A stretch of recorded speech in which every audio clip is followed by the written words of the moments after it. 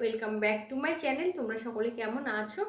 আশা করি তোমরা সকলে অনেক ভালো আছো। তোমাদের ভালোবাসা ও আশীর্বাদে আমিও অনেক ভালো আছি। আর আজকে আমার শরীরটা এতটা খারাপ ছিল, আমি সকালবেলা থেকে কোনো রকম ব্লগ ভিডিও শ্যুট করতে পারিনি। আর এখন হলো বিকেল 5টা, আর ঘরে তো একদমই বসা যাচ্ছে না, বাইরে হচ্ছে প্রচণ্ড বৃষ্টি। আর সমানে তো কদিন ধরেই চলেছে বৃষ্টি, আর এই বৃষ্টির তো কোনো থামাথামির নাম নেই। মানে কন্টিনিউয়াসলি এরকমভাবে বৃষ্টি হয়ে চলেছে। আর এতে করে কিন্তু আমাদের সন্ধ্যাবেলায় প্রচুর পরিমাণে মশার উপদ্রব বেড়ে গেছে। তো আজকে ভাবলাম এই মশাগুলো তাড়ানোর জন্য একটা যন্ত্র বানানো যাক।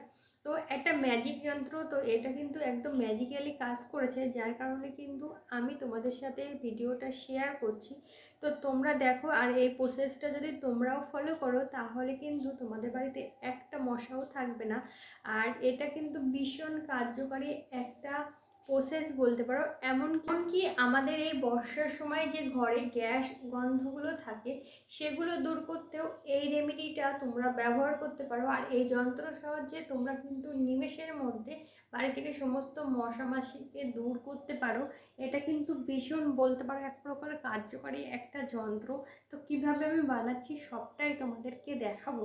তো তোমরা ভিডিওটি কন্টিনিউ করো, আর ভিডিওটি স্কিপ না করে সম্পূর্ণ দেখার অনুরোধ রইল।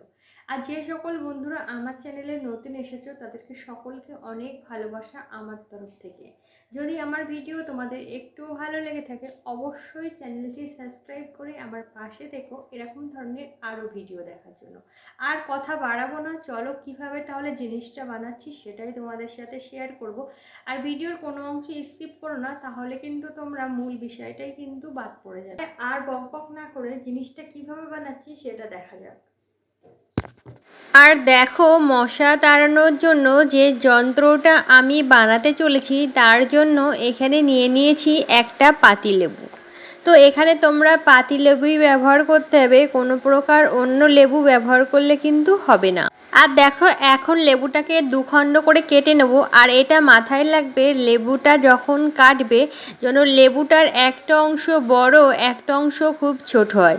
আমার লেবুটা কাটার সময় লেবুটার মাথার অংশটা কিন্তু একটু বেশিই ছোট হয়ে গেছে, তোমরা আর একটু বড় করে নেবে।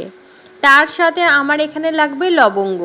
তো তোমরা এখানে লবঙ্গগুলো ব্যবহার করবে, সেই লবঙ্গগুলো যেন ফুল সমেত লবঙ্গ হয়। আমরা হয়তো প্রত্যেকেই জানি যে লবঙ্গ মশা তাড়ানোর জন্য কতটা কার্যকারী, তবে এটা জানি না এটাকে আরও বেশি কতটা কার্যকারী করে তোলা যায়।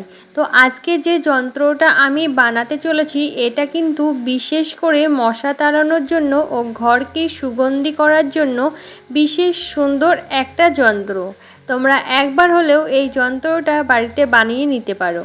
তার জন্য দেখো, লবঙ্গগুলোকে আমি কিন্তু লেবুর গায়ে ভালোভাবে ফুটিয়ে নিয়েছি। আশা করি তোমরা ভালো করে খেয়াল করে দেখেছো যে আমি কিভাবে লবঙ্গগুলোকে এর গায়ে ফুটিয়ে নিয়েছি। আর এখানে একটা জিনিস মাথায় রাখবে, লবঙ্গগুলোর যে ফুল সে ফুলগুলো যেন সুন্দর থাকে, এমনকি যেন ফ্রেশ থাকে। এই লবঙ্গ ও লেবু যতটা সুন্দর বা ফ্রেশ থাকবে এই যন্ত্রটার কার্যকারিতা ততটাই কিন্তু বেশি অনুভব করতে পারবে। আর লেবুর ভেতরে যখন লবঙ্গগুলোকে বসাবে তখন এটা খেয়াল রাখবে যে লেবুর পুরো রাউন্ড বরাবর কিন্তু এই লবঙ্গগুলোকে বসাতে হবে, কোনো প্রকার যেন মিডিলে না চলে আসে। ঠিক দেখো, আমি যেভাবে করেছি তোমরাও ঠিক সেভাবেই কিন্তু বসিয়ে নেবে। দেখো, লেবুটার দুটো অংশতেই কিন্তু আমি লবঙ্গ ভালোভাবে বসিয়ে নিয়েছি। আর পেছনের অংশটা কেটে নিয়েছি যাতে করে লেবুটাকে ভালোভাবে বসানো যায়। এখন যে বড় লেবুর খণ্ডটা ছিল তার মাঝখানটা ভালোভাবে একটু গর্ত করে নিচ্ছি, কারণ এখানে আমি একটা জিনিস বসাবো। তো এখানে দেখতেই পাচ্ছ আমি একটা মোমবাতি বসিয়েছি। তো বসানোর জন্য এখানটা কিন্তু ভালোভাবে একটু গর্ত করে নিয়েছি যাতে করে বসাতে আমার সুবিধা হয়। এবার দেখো, কিছু ঝাঁটার কাঠি আমি ব্যবহার করেছি এখানে। তোমরা এখানে টুথপিক ব্যবহার করতে পারো, এমনকি লোহার কোনো দণ্ডও ব্যবহার করতে পারো। আমি যেহেতু অন টাইমের জন্য এটা বানিয়েছিলাম তার জন্য এখানে কিন্তু আমি ঝাঁটার কাঠি ইউজ করেছি। তোমরা এখানে কোনো লোহার দণ্ডও কিন্তু ব্যবহার করতে পারো। তো দেখো এখন কিন্তু আমি এই কাঠিগুলোকে লেবুর ভেতরে কিভাবে বসিয়ে নিচ্ছি, তোমরা আশা করি সেটা খেয়াল করেছো। আমি এখানে 6খানা কাঠি নিয়েছি, তোমরাও এখানে 6খানা কাঠি ঠিক এইভাবে বসিয়ে দেখো উপরের যে খণ্ডটা লেবু ছিল সেই খণ্ডটাকে কিন্তু আবারও আমি উপরের দিকে ভালো করে বসিয়ে দিচ্ছি। আর এটা বানানো খুবই ইজি একটা ব্যাপার, আর খুব কিন্তু বেশি সময় মোটেও লাগে না। তো দেখতেই পাচ্ছ আমি এটাকে কিভাবে বসিয়েছি সেটাই তোমাদেরকে ভালোভাবে দেখিয়ে দিই। এখন কিন্তু আমার যন্ত্রটা অনেক অংশেই বানানো কমপ্লিট। আর দেখতে সৌন্দর্যের জন্য এই কাঠিগুলোকে তোমরা কিন্তু রং করে দিতে পারো।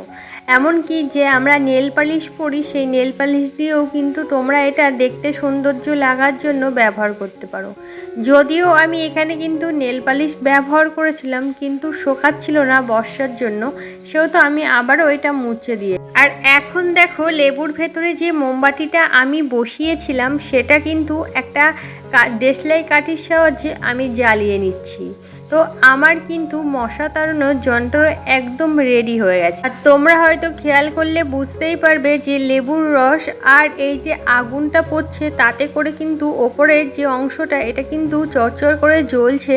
তো এতে করে যে ধোঁয়া এবং একটা সুগন্ধ বের হচ্ছে, তোমরা হয়তো গন্ধটা অনুভব করতে পারো। আর দেখো যে ধোঁয়াটা বের হচ্ছে এতে করে ঘরে কিন্তু একটা মশা ও মাছি কিছুই থাকবে না। এই বর্ষাকালে তোমরা এই যন্ত্রটা একবার হলেও বাড়িতে কিন্তু ব্যবহার করতে পারো। এটা কিন্তু বিশেষ কার্যকারী একটা যন্ত্র তোমরা বলতে পারো। এমনকি ঘরের শোভা বাড়াতেও এই যন্ত্রটি বিশেষ ভূমিকা পালন করে। আগেকার দিনে হোটেল বড় বড় রেস্টুরেন্টে এভাবেই কিন্তু মশা তাড়ানো হতো। তো এই যন্ত্রটা দেখতে যতটা সুন্দর এর কার্যক্রিয়া তার থেকেও বেশি সুন্দর। তো বন্ধুরা তোমরা দেখতেই পেলে যে মশা মারার জন্য এই যন্ত্রটা কিন্তু একটা মোক্ষম যন্ত্র। তোমরা একবার হলেও বাড়িতে এটা কিন্তু অবশ্যই ট্রাই করো, তাহলে দেখবে তোমাদের এই বর্ষার সিজনে বাড়িতে একটা মশাও থাকবে না।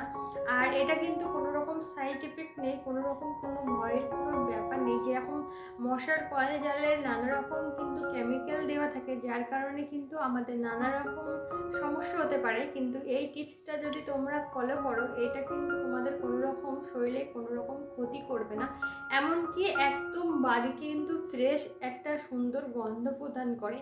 একবার হলেও আমার বন্ধুদেরকে বলবো এই যন্ত্রটা ব্যবহার করতে। তো তোমাদের আজকের এই ভিডিওটি কেমন লেগেছে সেটা অবশ্যই কমেন্টে জানাতে ভুলো না। ভিডিওটি ভালো লাগলে অবশ্যই আমার এই ছোট্ট চ্যানেলটি সাবস্ক্রাইব করে আমার পাশে থেকো এরকম ধরনের আরও ভিডিও দেখার জন্য। তোমরা সকলে ভালো থেকো, সুস্থ থেকো, হাসি খুশি থেকো। সবাইকে টাটা।